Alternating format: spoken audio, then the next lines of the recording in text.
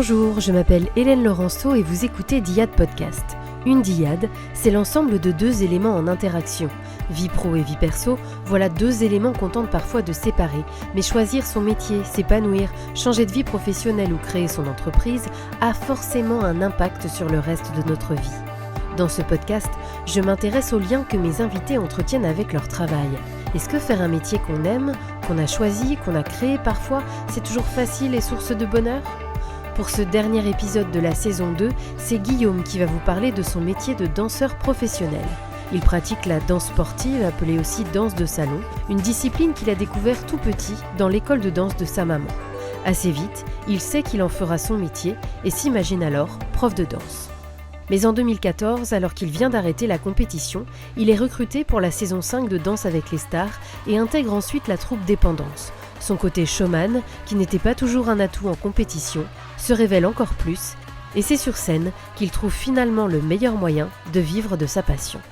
Bonjour, moi c'est Guillaume Foucault, je suis danseur de 34 ans. Je viens juste de terminer une tournée avec la troupe Dépendance. On va repartir sur une nouvelle création dans pas longtemps. En fait, la danse pour moi ça a été assez évident dans le sens où ma mère était prof. Je passais énormément de temps avec elle, dans les salles de danse, etc. Et ça arrivait même de dormir sous le bar de son école de danse. Sans m'en rendre compte, en fait, j'ai baigné déjà dedans, dans la musique, dans tout ce qui est un petit peu... Ça m'a éveillé un petit peu tous ces sens-là, je pense, inconsciemment. J'ai commencé à prendre des cours avec ma maman, tout simplement. Et puis ensuite, j'ai commencé à vouloir évoluer un peu plus. Et donc, du coup, j'ai demandé à prendre des cours un peu plus poussés, on va dire, parce que ma mère a eu un très bon parcours aussi dans sa carrière. Mais je voulais plutôt, je pense que ma mère reste ma mère et pas ma coach. Je pense que ça a été pour moi important de bien différencier les deux. Ça peut être un avantage d'avoir sa mère ou un proche qui est dans le domaine. Maintenant, dans l'apprentissage, j'ai voulu en fait m'axer plutôt vers d'autres profs qui avaient où il y avait une certaine limite, une certaine barrière entre nous en fait. Et avec ma mère, je me permettais des fois de pas trop l'écouter, et c'était pas très sympa, mais c'était ma manière à moi de dire non, mais moi maman, je veux que tu restes maman et pas autre chose quoi. Moi j'ai toujours baigné dans le monde de la danse de salon, danse à deux, danse en couple, et ça a été très formateur. C'est vraiment un style qui est pas toujours très bien vu par la plupart. Ça a toujours un peu ce côté un peu rétro, un peu ringard si je puis me permettre. Et on s'est toujours un peu battu contre ça, et au final le fait que Danse avec les stars apparaisse à la télé, ça a médiatisé tout ça, ça a rendu un côté un peu plus frais. Pour atteindre un certain niveau, pour acquérir une expérience, il faut quand même passer par la case compétition, parce que ça te permet de travailler ta technique, de te sentir plus en équilibre, de te sentir plus à l'aise avec ton corps. Et puis t'es bien encadré, t'as des profs, etc. qui sont souvent autour de toi, des coachs. Enfin voilà, là on parle de sport de haut niveau. Il y a un suivi, il y a une rigueur à avoir, et donc des sacrifices évidemment pour pouvoir atteindre un objectif fixé quoi. J'ai commencé là-dedans, j'avais 8 ans et demi. Ouais, j'avais 8 ans et demi, et j'ai fait de la compétition de mes 12 ans jusqu'à mes 23 ans, je crois, quelque chose comme ça. J'avais le choix dur et le choix facile.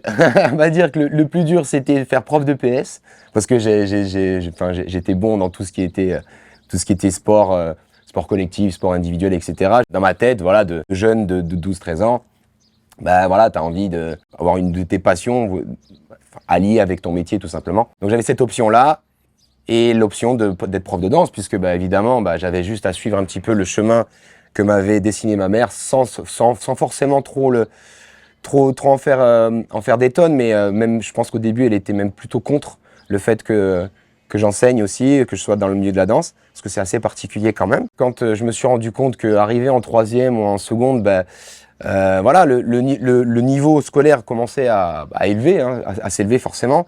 Donc moi, j'aimais bien l'école, mais pas trop étudier quoi. Donc du coup, assez feignant. Quand on m'a dit prof de PS, il faut aller faire une fac, le STAPS, etc. Il y a des cours d'anatomie, des trucs qui avaient un rapport avec la science. ce genre de choses qui sont vraiment à l'opposé de moi. Là, j'ai dit non, ok, bon, prof de PS, finalement, ça va être un peu compliqué. On va se rabattre sur la première solution, enfin la deuxième solution, justement, la facilité en soi, avec la danse, quoi, et l'enseignement, et puis finalement un choix de carrière après pour voilà, être fixé sur ce que je voulais faire. Finalement, c'est là que ça s'est joué, finalement. À partir de la 3e seconde, je savais que mon objectif, c'était de devenir prof de danse et éventuellement après voir faire du show, voilà. J'ai arrêté mes études au niveau du bac parce que ma mère m'a dit, écoute, moi c'est simple, tu fais ce que tu veux, mais je veux juste un bac. Tu te débrouilles, je m'en fiche de savoir lequel, un bac. Je dis ok, bon, du coup je suis parti sur un bac technologique, une filière un peu plus, on va dire, légère que la filière générale, tout ça. Je voulais aller au plus efficace, voilà, au plus direct. Et au final, je voulais juste un bac, pas spécialement qui pouvait après derrière m'apporter d'autres choses dans ce que je voulais faire, parce que je voulais déjà être prof de danse. Donc au final, c'est plus en mode par défaut, quoi. J'y suis allé, je suis allé récupérer mon bac et après derrière, j'ai commencé directement à enseigner à temps plein, si je puis dire. C'est-à-dire que voilà, ma vie après était dédiée, j'avais un salaire, etc., où je donnais des cours. Je crois au début, je donnais 4 fois par semaine des cours. Voilà, donc ça prenait pas mal de temps. Après, j'ai gardé la compétition pendant 4 ans. Donc en gros, en parallèle, j'avais l'enseignement. Donc j'avais commencé à l'âge de 17 ans, je commençais déjà à enseigner. Mais là, vraiment à 18, 19 ans, je commençais réellement à avoir mes cours avec des adultes, voilà, tout ça, de gérer à la place de ma mère. Être prof, en fait, ça t'assure un certain confort, enfin, en termes de finances. C'est-à-dire que si tu veux pouvoir continuer à faire de la compétition ou simplement gagner ta vie avec la danse, il faut pouvoir au bout d'un moment s'axer sur de l'enseignement, de la transmission, etc. Parce que c'est compliqué de gagner sa vie en étant danseur professionnel. L'opportunité de Danser avec les stars, elle est arrivée bien plus tard. En fait, j'avais déjà décidé d'arrêter la compétition. J'avais déjà passé un casting, etc. J'avais pas été pris, donc pour moi en soi, voilà, j'aurais très bien pu rester dans la compétition et attendre qu'on me rappelle, ou simplement attendre qu'on m'appelle. Et moi, en fait, j'ai choisi l'attente. J'ai préféré attendre qu'on m'appelle. Et donc pendant 1 an, je suis resté. J'ai pas fait de compétition, j'ai pas fait l'émission non plus.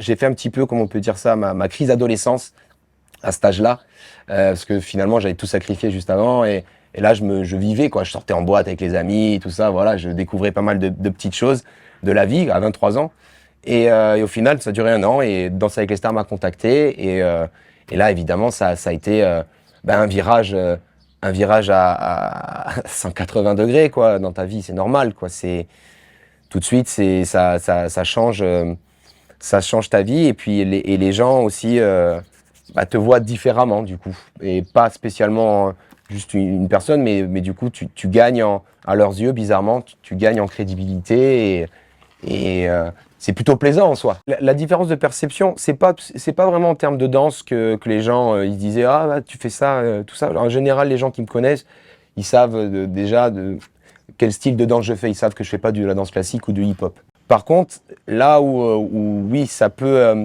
être pas dangereux, mais voilà, il faut être méfiant parce que la plupart des gens ont tendance à en quelque sorte, à idolâtrer un petit peu tout ce qui se passe derrière leur écran. Au final, ça va, j'ai pas fait énormément de saisons, donc on va dire que j'ai jamais été trop embêté, mais c'est vrai qu'on a très vite, dès qu'on va dans des endroits qui ont rapport avec l'artistique, avec l'événementiel, etc., on nous colle directement l'étiquette de Danse avec les stars, et derrière, ça fait tout de suite un « Ah ouais, Danse avec les stars », alors ça veut dire que du coup, il se prend peut-être pour je sais pas qui, etc.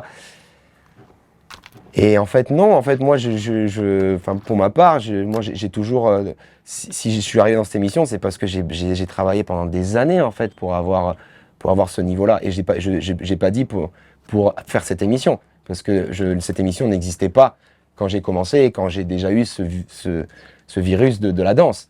Donc, en soi, ça a été juste une plateforme, un trampoline, finalement, voilà, pour nous faire encore plus connaître et faire connaître nos disciplines, faire perdurer tout ça et puis aussi en quelque sorte rendre fiers les gens qui m'ont soutenu, qui m'ont aidé pendant toutes ces années, qui ont fait des sacrifices. Voilà, je pense à ma mère. Enfin voilà, en soi, c'était comme un accomplissement. Et donc, je le prends juste à cet aspect-là. Je le prends pas comme un accomplissement où, genre en mode, j'ai fait de la télé, j'ai réussi ma vie. À ce moment-là, j'aurais choisi d'aller sur les anges de la télé-réalité, si vraiment je voulais faire de la télé. Il faut toujours avoir des plans, voilà, des plans B. Dans la vie, on ne sait jamais parce que au final, quand tu penses avoir fait quelque chose de bien, que tu as bien travaillé, que tu as donné une bonne image, etc., et que tu as apporté de bonnes choses, tu t'attends forcément à être reconduit l'année d'après. Moi, malheureusement, ça n'a pas été le cas. C'est pas mon choix, et ça, je le répète, j'ai aucune honte à le dire. C'est pas mon choix d'avoir pas voulu continuer. C'est simplement un choix de la production. Il y a beaucoup de paramètres qui rentrent en jeu. Ça peut aller de ma taille, de mon caractère, de mon style de danse, voilà, c'est des petites choses, des petits détails comme ça qui font que vu qu'on est plusieurs danseurs en France à vouloir forcément prétendre et participer à cette émission, évidemment qu'après la concurrence se fait rude. J'ai vite compris qu'il fallait que je passe à autre chose. Maintenant, c'est vrai que quand j'ai appris que je ne le faisais plus, c'est vrai que j'ai un peu accusé le coup. C'est vrai que ça a été un peu dur pour moi de voir tous les copains continuer l'aventure et moi les regarder derrière mon écran chez moi, quoi. Enfin, j'avais vraiment eu l'impression d'avoir mis un pied et qu'on m'ait dit non, en fait, tu mettras pas le deuxième, quoi. Et ça a été un peu violent sur le coup, mais au final, je pense que ce qui m'a un peu sauvé, c'est le fait d'avoir intégré Dépendance. Donc au final, j'ai pas eu trop eu le temps de réfléchir à ce qui allait se passer derrière, parce que Dépendance, Max est venu me voir, Maxime Deremez qui est venu me voir un jour pour me proposer de faire partie de la troupe.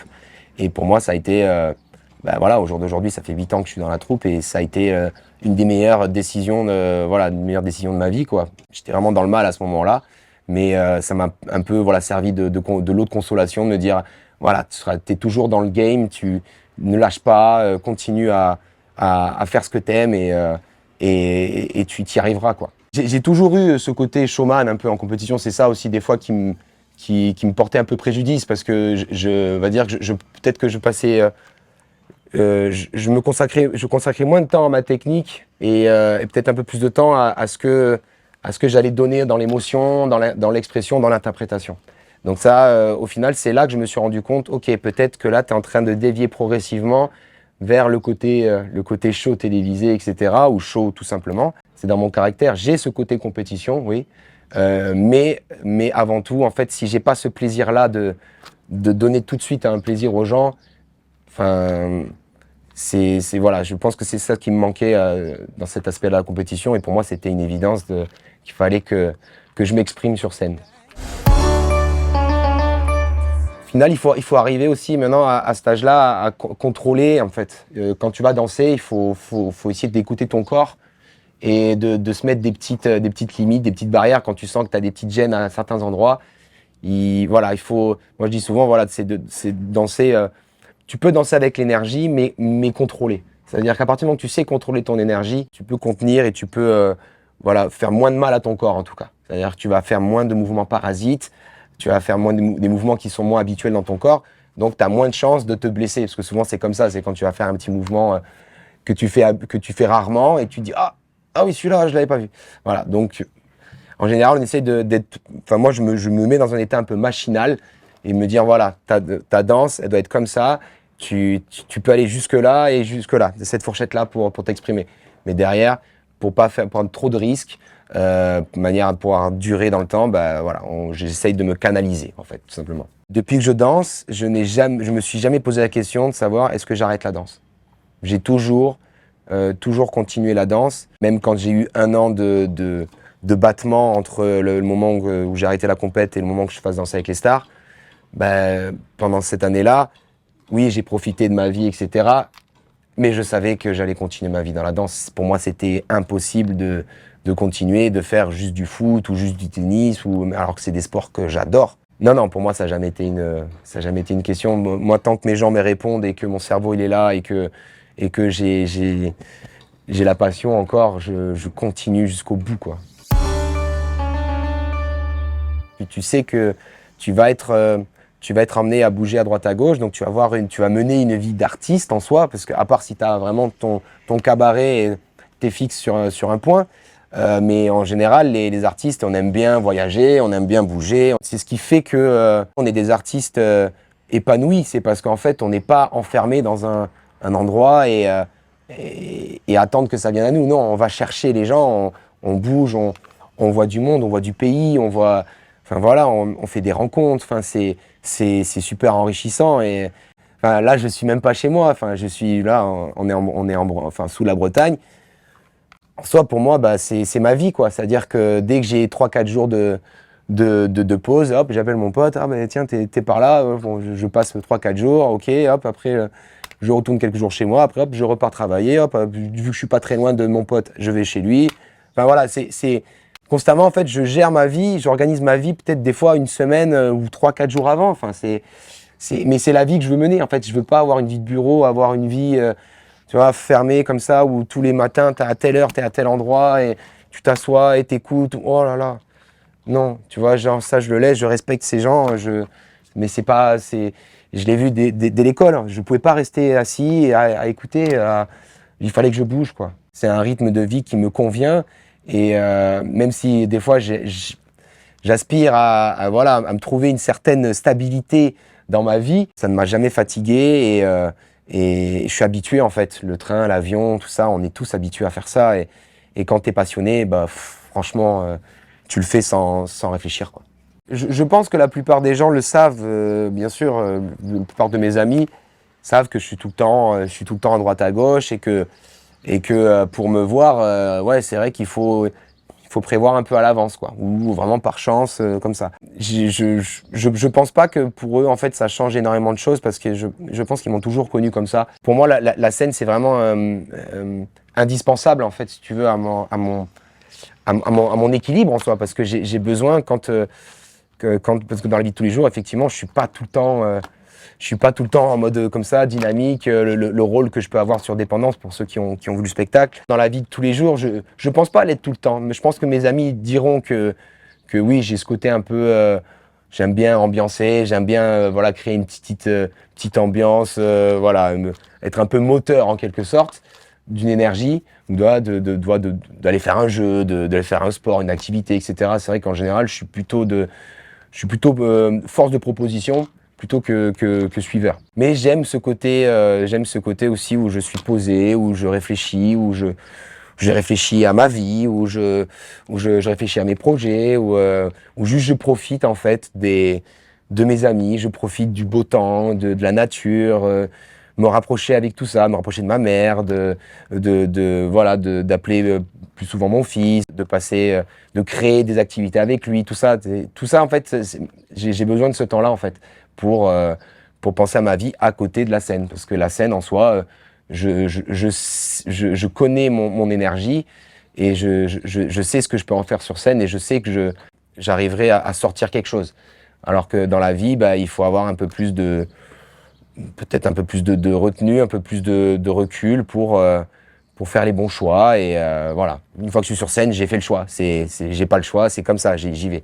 Dans la vie, il faut prendre plus de temps, justement, pour pas prendre de mauvaises décisions, et d'être dans le bon timing en fonction des opportunités. Je commence déjà à réfléchir à ce que je vais faire. C'est vrai que là, je me rapproche progressivement de tout ce qui est un peu le monde du cabaret, parce que c'est vraiment je pense que c'est un milieu qui marche bien, qui commence à vraiment s'éparpiller, à vraiment prendre de l'ampleur. Et je pense que c'est quelque chose voilà, qui me permettrait de rester dans le milieu, d'avoir toujours un contact avec cette scène, d'être pas loin, même si voilà, à un moment donné, je sais que il faudra que j'aille peut-être un peu moins.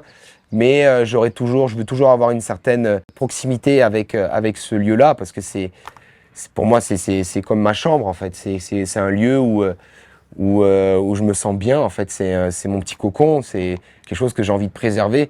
Tout ce qui a un rapport, en fait, avec voilà, les événements, enfin, des événements privés, organisation d'événements, d'artistes, etc. Enfin, tout ça, tout ce milieu-là m'attire forcément. Je prends un petit peu d'expérience, je regarde un petit peu comment ça se passe, je fais mon petit bonhomme de chemin et puis quand je serai prêt, voilà, après à ce moment-là, on commencera à engager quelque chose de plus concret et pour prévoir un petit peu mes vieux jours, on va dire, voilà, pour pouvoir manager tout ça et puis pouvoir vivre toujours et avoir ma passion proche de moi en fait, tout simplement. Merci pour votre écoute, à Guillaume d'avoir pris le temps de faire cette interview. Si l'épisode vous a plu, pensez à vous abonner, à partager, à laisser des étoiles et des commentaires. C'est le meilleur moyen de me soutenir. Et je vous dis à très vite pour un nouvel épisode.